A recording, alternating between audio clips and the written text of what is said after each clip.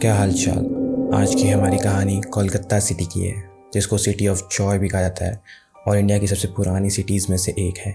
जितनी खूबसूरत नज़ारे इसने अपने अंदर समा रखे हैं, उतनी ही डरावनी किस्से कहानियाँ भी इसके पास हैं, चाहे वो कहानी पुतुल बारी की है या फिर राइटर्स बिल्डिंग की। लेकिन आज हम इन जगहों के बारे में बात नहीं करेंगे। आज हम बात करेंगे नीमतला घाट की। तो नीमतला घाट कोलकाता का बेसिकली मणिकर्णिका घाट के बराबर है। यहाँ पे हर वक्त किसी की अंतिम क्रिया होती ही रहती है। यहाँ पर आपको अघोरी भी मिल जाएंगे और टूरिस्ट भी। तो हमारी आज की कहानी है अनुराग और नीमतला घाट की। अनुराग का बैकग्राउंड पहले मैं आपको बता देता हूँ। अनुराग का बैकग्राउंड कुछ ऐसा है कि उसकी फैमिली में 3 लोग हैं, उसके पापा, उसकी मम्मी और उसकी कोठी जो 9 कमरों की है। वो बहुत पुरानी और पुश्तैनी हवेली है जो पार्क स्ट्रीट एरिया पे पड़ती है। तो आप सोच रहे हो कि मैं आपको हवेली के बारे में क्यों बता रहा हूँ। इस हवेली की वजह से ही अनुराग को ये लगता था कि उसको कमाने की ज़रूरत नहीं है, उसको कोई भी रिस्पॉन्सिबिलिटीज़ उठाने की ज़रूरत नहीं है। तो सीन कुछ ऐसा है कि हवेली में जो 9 कमरे थे, उसमें से 8 कमरे उसके पेरेंट्स ने रेंट पे दे रखे थे, जहाँ से उनको मतलब फैमिली के लिए एक्सपेंसेस मिल जाते थे और उनकी पूरी फैमिलीज़ उसी के ऊपर डिपेंडेंट थी। और एक रूम में उसकी पूरी फैमिली रहती थी। पुश्तैनी हवेली है लेकिन बहुत ख़राब हालत में है। अनुराग का पेरेंट्स का कोई अच्छा सीन नहीं था कि उनके पास बहुत पैसे हों या मतलब उसको अच्छे से रख पाएँ।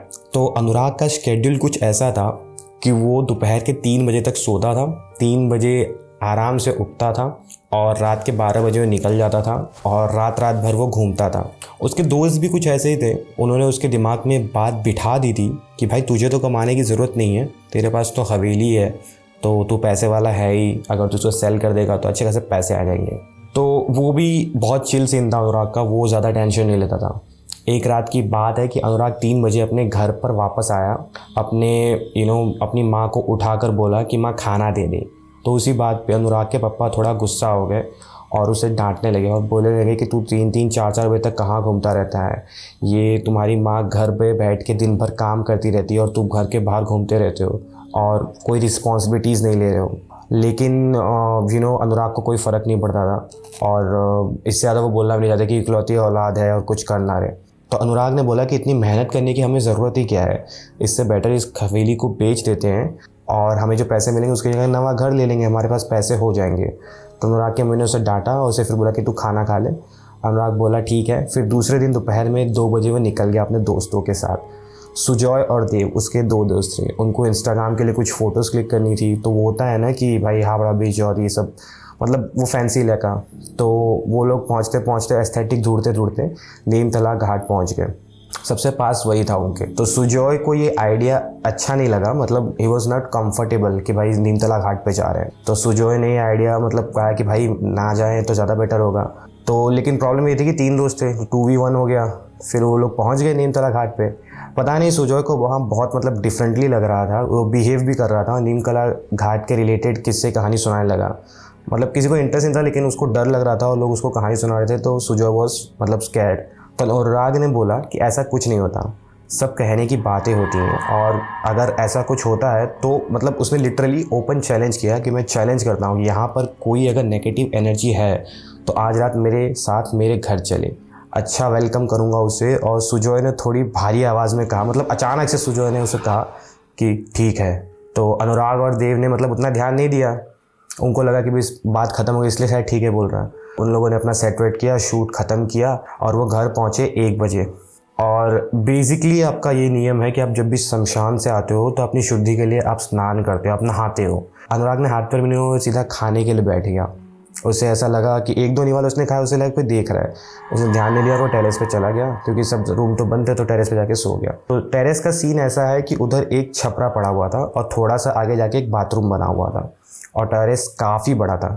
टेरेस पे बाथरूम इसलिए बिकॉज नीचे के के रूम से लोग थोड़ा सा रेंट वाला यूज़ करते हैं और हम लोग अच्छा सा यूज़ करते हैं, इसलिए अनुराग के पेरेंट्स ने एक टेरेस पे बाथरूम बना दिया था।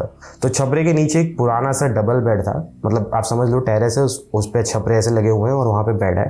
अनुराग वहाँ जाके सो गया। जैसे ही अनुराग सोया उसके 15-20 मिनट बाद उसके कान के पास आकर कोई बोला, हमें के तुम्हारा पाशी घुमा तो पारी। तो मीन्स के can I sleep next with you. वो बहुत नीड में था, उसे ऐसा लगा कि देव उसके साथ मस्ती कर रहा है। तो लाइक देव भी मतलब उसी हवेली में रहता था एज ए किराएदार, तो इसलिए वो लोग फ्रेंड भी थे। तो अनुराग ने को लगा कि देव मस्ती कर रहा है। अनुराग ने फिर नहीं बोल दिया, बट फिर से यही चीज़ सेम रिपीट हुई। तान के पास आके फिर किसी ने बोला कि हमें के तुम्हारा पाशी घुमा तो पारी। तो मेरी बंगाली सही नहीं है तो उसे थोड़ा सा इग्नोर करना। बट इस बार लड़की की आवाज़ थी और उसने बिना देखे मतलब आंखें खोले बिना ही अनुराग ने बोल दिया, नालायक, लड़की की आवाज़ में मत बात कर, सो जा, चद्दर नहीं दूंगा। मतलब सो जा लेकिन मैं चद्दर नहीं दूंगा। 5 मिनट बाद अचानक से उसे बहुत ठंडी लगने लगी। बट ये मिड मार्च का टाइम था। अनुराग को लगा कि टेरेस पे हवा तो लगती है, इतनी गर्मी थोड़ी ना है। उसने इस बात पर ध्यान नहीं दिया, पर धीमे धीमे ठंडी बढ़ती जा रही थी। लाइक लिटरली बहुत ठंडी बढ़ रही थी। मिड मार्च में बहुत ह्यूमिड होता है कोलकाता साइड। तो उसने बोला, देव तुझको ठंडी नहीं लग रही? उससे 3-4 बार मतलब ये पूछा कि देव तुझे ठंडी नहीं लग रही, ठंडी नहीं लग रही, लेकिन जवाब नहीं आया। वो देव की तरफ करवट लेके सोने लगा। मतलब उसने ऐसे जब आवाज़ नहीं आया तो उसने सोचा यार क्यों नहीं आवाज़ दे रहा, तो उसने करवट लिया और उसकी आंखें 1 सेकंड के जस्ट खुली। मतलब उसने करवट लिया और एक आँख खुली और उसने देखा कि बेड के पास कोई काले कपड़े या फिर लाइक काली परछाई टाइप। उसे कुछ समझ नहीं आ रहा था, वो बहुत डर गया। फिर अचानक से वो काली परछाई वहाँ से चली गई। एकदम से गायब नहीं हुई, लेकिन वो मतलब दौड़ के कदमों से ऐसे दौड़ते हुए वो चली गई, जिसने बहुत लंबे लंबे कदम लिए। और आप मानोगे नहीं, टेरेस को आप 4-5 कदमों में नहीं पार कर सकते। उसने 4-5 कदम में पार कर दिया। फिर अचानक से हैंडपम्प चलाने की आवाज़ आई उसे, मतलब टेरेस के बाथरूम पे। तो एक अंकल वहाँ बकेट में पानी भर रहे थे। फिर अनुराग वॉज रियली स्कैर्ड। तो उसने अंकल से पूछा कि अंकल यहाँ पे कोई था क्या? तो अंकल ने बोला, किसी परछाई को देखा पर शक्ल नहीं देखी। बाथरूम के पीछे वाली सीढ़ी से वो नीचे चली गई है। तुम्हारे पापा ने 10 बार मना किया है सबको कि वो सीढ़ी मत यूज़ करो, वो टूट के गिर सकती है, पर कोई सुनता ही नहीं है।